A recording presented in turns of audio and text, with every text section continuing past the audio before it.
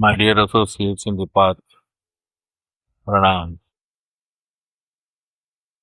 It is with the blessings of the beloved Master, Sri Ramchandraji Maharaj of Shahjahanpur, UP, India, we are gathered here once again to celebrate his birthday.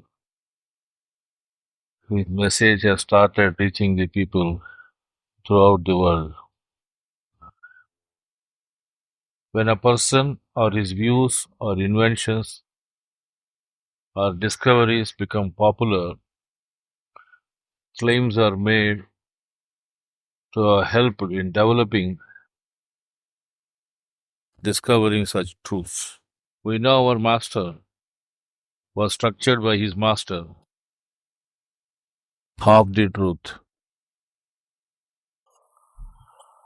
Our beloved master, by his merit of zeroing himself, has become the cynosure of the eyes of masters of the past, and all streams of divine consciousness have merged in him, and thus making him a special personality is the other part of the truth.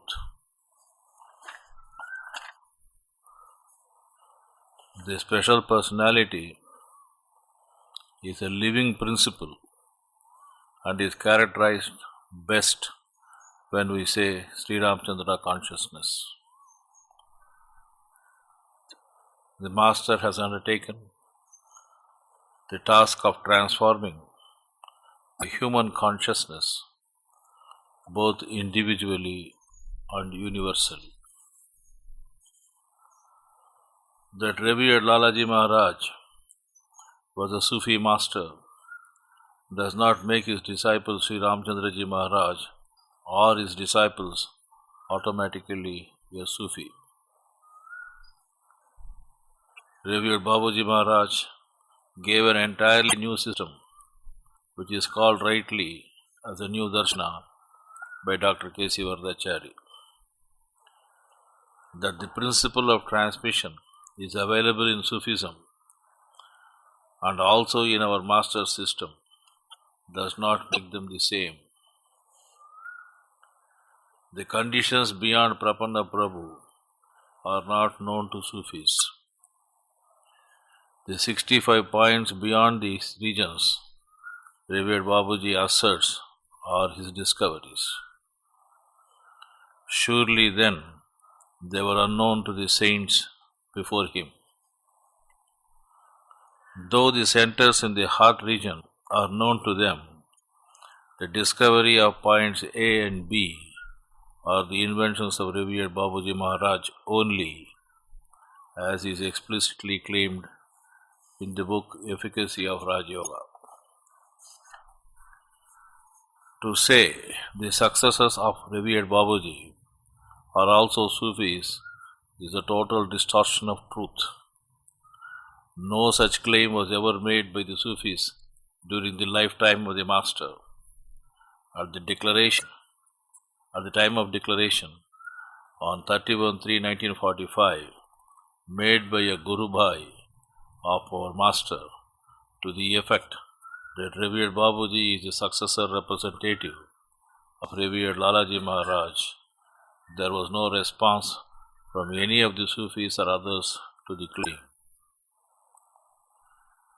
But it may be noted, various masters, including the Avatar, Lord Krishna, merged in him, making the special personality awesome great. We should note that Revered Lalaji was never a president of SRCM, as he left his mortal coil 12 years before starting the SRCM. President successors are there, and they all belong to SRCM and cannot have any claim of lineage from Revered Lalaji, leave alone from that of his master. I have stated all this because nowadays I get mails seeking clarification on these matters. To think that the system developed by Sri Ramchandraji Maharaj is just another version of Raja Yoga or Vedanta or Sufism is a clear distortion of facts and incorrect understanding. Transformation of human consciousness can be achieved by the supermind, was the claim of Sri Aurobindo. Master says that it is not a task that can be done by the supermind and will require an even higher state of superconsciousness to do the task. It is in this context we have to view the discovery of the central region and center itself by Revered Babuji Maharaj. To discover something is one aspect, and making such a discovery accessible to all is another aspect. New era of spirituality has taken the task of individually transforming those who are willing human beings dedicated to the transformation of humanity. Thus the gates of the central region, which were not open to saints even of the caliber of Kabir during their lifetime, are now opened for all those who are willing to participate in this divine task. His method is for all who want to make the term humanity dignified. The principles of individualism, separatism, and dogmatism needs to be replaced by the principles of mutuality, cooperation, and reason. Only then, it appears, there is some chance for peace in a hopelessly divided and strife-ridden world. Master used to say that the time has come when we either mend or end. His method gives us peace and calmness. But the peace we arrive at is of a different order. I may say that in the system of our Master, peace does not mean to be in a place where there is no noise, no trouble, or no hard work. Peace means to be in the midst of all those things and still be calm in our heart. That is the real meaning of peace. We are all assembled here with the noble intention of pooling our resources and understanding in order to engage in the greatest transformation of consciousness that is ever proposed by any spiritual discipline. It is our awareness that during meditations, assisted by Pranahuti, we go so deep into ourselves that we stumble and fall into infinity or void. Imperience is bliss. Our consciousness after we wake from the deep state of meditation is one of pain of having left the company of the divine, and sometimes we feel even vexed at this game of hide and seek with the divine. The access to higher regions beyond the microcosm, variety and coherence are the governing principles that are available for some of the practicants. It should be understood is not given for their sake, but for the sake of their labor. Higher we move in the path, higher the responsibilities that come to us, and there is no place for personal interests, attitudes, and predilections. Because of certain traditional notions of realization, we tend to think the higher states are made available to us for our sake. Realization in the traditional sense meant only going beyond Pindadesh, and even the best of the saints like Kabir did not go beyond the 16th circle in our path during his lifetime, according to our Master. That the central region is available for entering into by us should make us understand how much the divine and the Master are expecting us to do. The trust that is reposed by Master and the divine on human being is enormous. I am very sure that most of us are committed to the cause of the Master, and this tribe shall increase in number as days pass by. It is divine decree that there will always be some persons who have strived hard and earned the trust of God. I am not talking about the Master, but among the aspirants here and elsewhere, there are some who have earned the trust of God. It is they who foment the divine grace for the commons, move about in the world as if they were part of it, yet inside their hearts and souls they are in the divine presence. Their hearts are mellowed by the presence of the Master, and their compassion and love for humanity increases as they serve more and more. If they do not use the power in the heart fruitfully for the benefit of other aspirants, they develop master called power grasness. If they pray to Master for the spiritual good of humanity in general, or any individual in particular, their request is accepted. They are the associates of the Master, and their assistance to the mankind is always with the eye of mercy and compassion to those less fortunate than themselves. The great Master wanted all his associates, blessed as they are, by keeping him in their hearts, by the grace of the Master, to pray for the good of humanity. This, you know, is the very basis of our 9 p.m. prayer.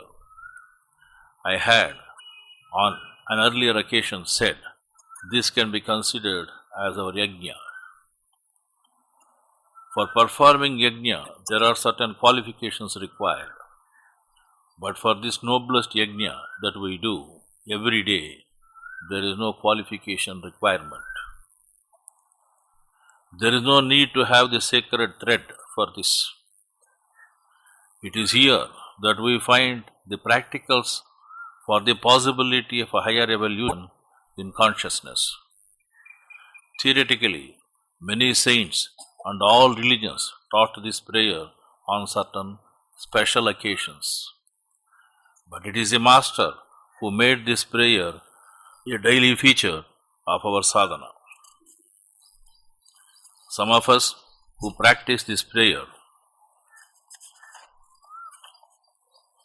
keeping our focus on the point A, have felt a distinct advantage in our advancement in spiritual life. That I am sure is the experience of my associates also. Each night, before going to bed, we pray to Master, repenting for our lapses and seek forgiving our mistakes and lapses and sins too.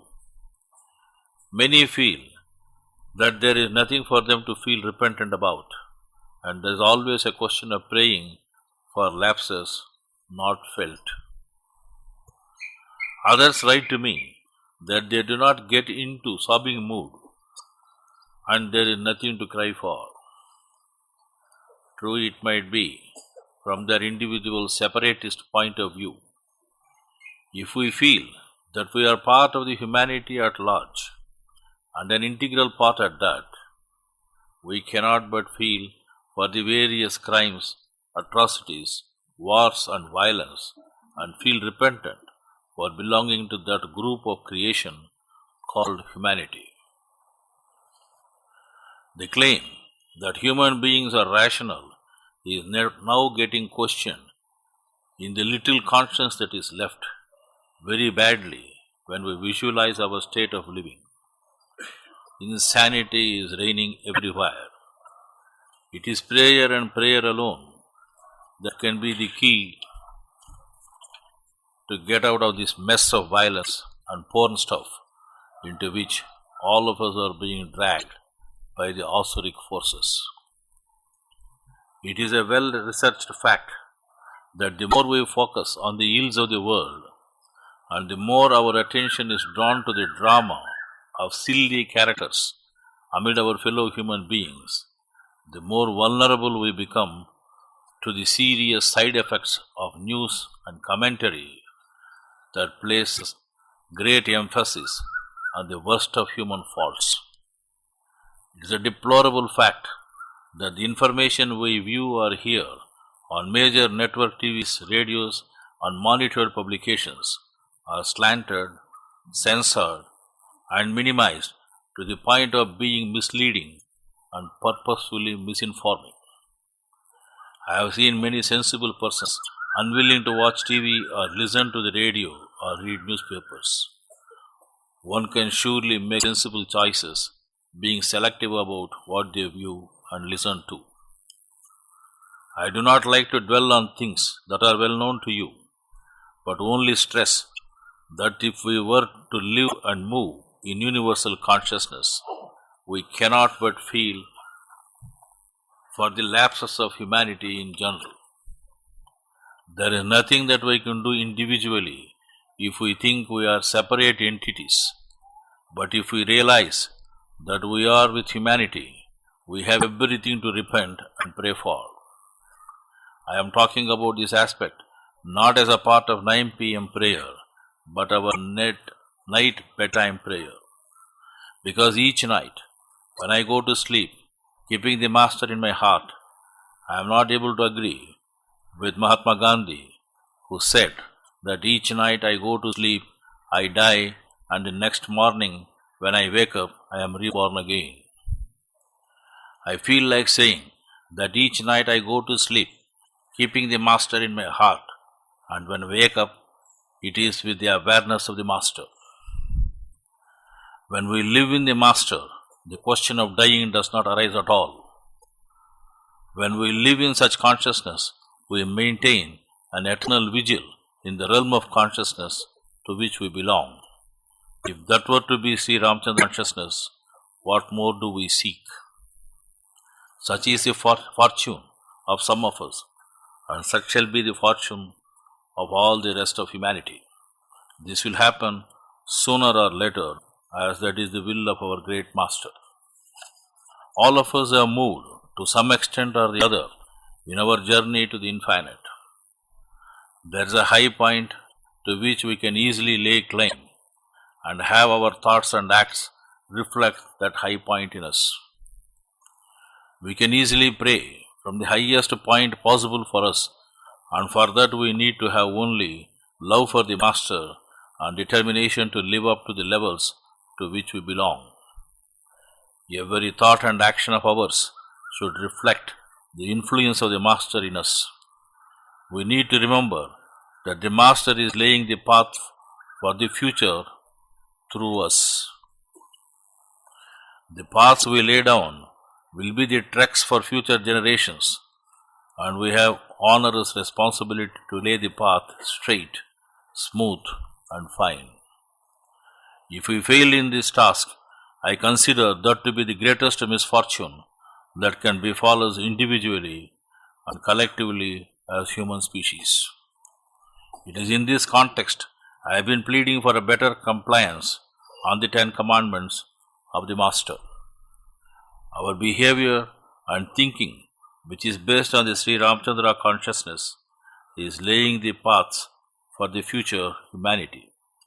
It is to be remembered, God and we are co-partners, and the interdependence between us is something that we have to fully appreciate. We have been accustomed to pray to the Divine for everything till now, and it is the turn of the Divine to seek from us the cooperation required to make this world a paradise. I am sure those who live in Sri Ramchandra's consciousness are willing partners in this enterprise. The world shall be a paradise soon, even as envisaged by our Master, but for that we need to work very hard. Let us now live during these days of celebration more intensely and more involved in the Sri Ramchandra consciousness, so that we gain the strength to live up to his expectations. My humble pranam at the holy feet of all those devoted to Master. Pranams.